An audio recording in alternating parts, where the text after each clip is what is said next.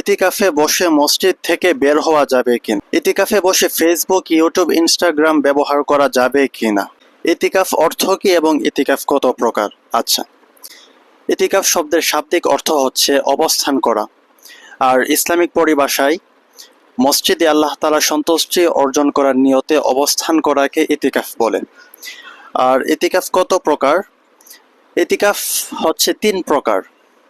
Number 1 ওয়াজিব, number 2 সুন্নাহ এবং third number হচ্ছে মুস্তাহাব বা নফল।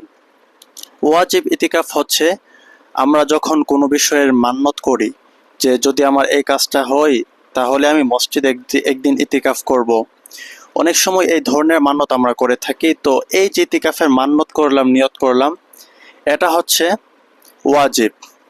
আর সুন্নত ইতিকাফ হচ্ছে রমাদানের শেষ 10 দিনের জন্য মসজিদে অবস্থান করা, যেটা আল্লাহর হাবিব সাল্লাল্লাহু আলাইহি ওয়াসাল্লাম প্রতি রমাদানেই করতেন। সেজন্য এটা হচ্ছে সুন্নত ইতিকাফ। এরপর আসি নফল বা মুস্তাহাব ইতিকাফ।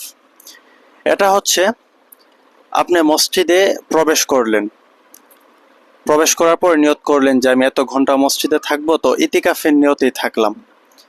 যে কোনো সময়, অল্প সময়ের জন্য হোক বা লং টাইমের জন্য হোক, আপনি নিয়ত করলেন যে মসজিদে থাকবো, এটা হচ্ছে নফল ইতিকাফ। ইতিকাফে বসে ফেসবুক, ইউটিউব, ইনস্টাগ্রাম ব্যবহার করা যাবে কিনা? আচ্ছা, এখন বর্তমান যুগে আমরা সবাই কম বেশ সোশ্যাল মিডিয়ার সাথে কানেক্টেড। এটা খুবই কম এমন মানুষ পাওয়া যায় যারা সোশ্যাল মিডিয়ার সাথে যুক্ত না, এরকম খুবই কম মানুষ পাওয়া যায়। তো দেখেন, ইতিকাফে আমরা বসি কিন্তু আল্লাহ তাআলাকে সন্তুষ্টি করার নিয়তে।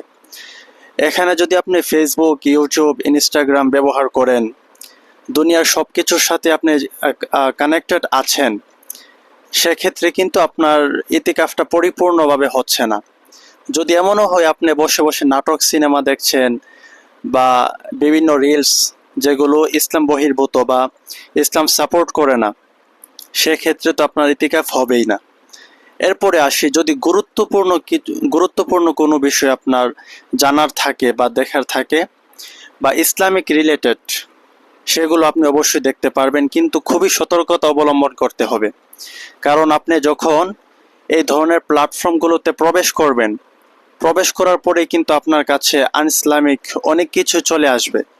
এবং অনেক সময় এমনটাও দেখা যায় যে আপনি ইসলামিক একটা আলোচনা শোনার জন্য প্রবেশ করেছেন, কিন্তু আপনি এটাতে প্রবেশ করেছেন ইসলামিক কিছু কথা শোনার জন্য, ইসলামিক লেকচার শোনার জন্য, কিন্তু দেখবেন দুনিয়াবি অনেক কিছু আপনার সামনে চলে আসছে, যেগুলোতে ক্লিক করতে বা যেই কথাগুলো বা যেই ভিডিওগুলো দেখতে আপনি বাধ্য হবেন।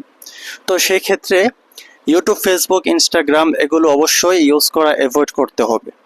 অ্যাভয়েড করাটাই ভালো। ইতিকাফে বসে মসজিদ থেকে বের হওয়া যাবে কিনা? আচ্ছা, মসজিদ থেকে আপনি বের হতে পারবেন যদি জরুরত হয়, প্রয়োজনীয় কোনো কাজ থাকে।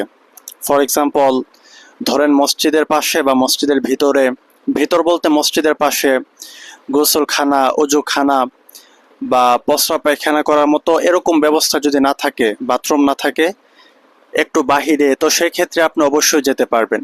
আমরা অনেক সময় দেখতে পাই যে অনেক মসজিদের পাশে অজুখানা থাকে না বা গোসল করার যে পরিবেশ সেটা থাকে না। তো পাশে পুকুর থাকে, পুকুরে আপনি গোসল করতে পারবেন, এতে কোনো সমস্যা নাই।